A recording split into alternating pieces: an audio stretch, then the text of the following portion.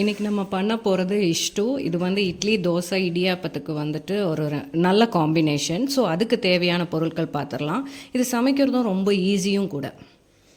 இதுக்கு வந்து உப்பு, தேங்காய் பால், இஞ்சி, பச்சை மிளகா, தேங்காய் எண்ணெய், அதுக்கப்புறமா வந்துட்டு பெரிய வெங்காயம் 1, அதுக்கப்புறமா கருவேப்பிலை.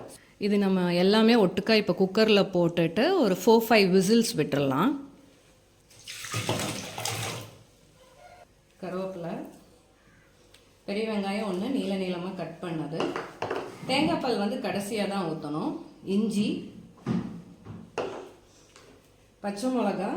நம்ம வந்துட்டு காரத்துக்கு வந்து பார்த்திங்கன்னா பச்சை மிளகா மட்டும்தான் யூஸ் பண்ணுறோம். ஸோ உங்களுக்கு தேவையான அளவு யூஸ் பண்ணிக்கலாம். நான் இன்றைக்கி வந்துட்டு ஒரு 6 பச்சை மிளகா எடுத்திருக்கேன்.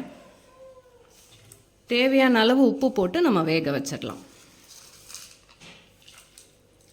இப்போ வந்து குக்கரில் வந்துட்டு ஒரு 4 to 5 விசில்ஸ் விட்டுடலாம். இது பார்த்திங்கன்னா இப்போ நல்லா வெந்துருச்சு. ஸோ இதை நல்லா இப்போ நம்ம வந்து மசிச்சிடலாம். மசிச்சிட்டோம். இதில் வந்துட்டு நம்ம இப்போ தேங்காய் பால் ஆட் பண்ணுறோம். தேங்காய் பால் ஊற்றி 5 மினிட்ஸுக்கு அப்புறமா தேங்காய் எண்ணெயும் கருவேப்பிலையும் போட்டுட்டா முடிஞ்சது. ரொம்ப easy recipe for idli, dosa. அதே மாதிரி வந்து பார்த்தீங்க அப்படின்னா கேரளாலெல்லாம் இலையில வைப்பாங்க. ஸோ அந்த டைம் வந்துட்டு நீங்கள் இதை திக்காக பண்ணுற மாதிரி இருக்கும்.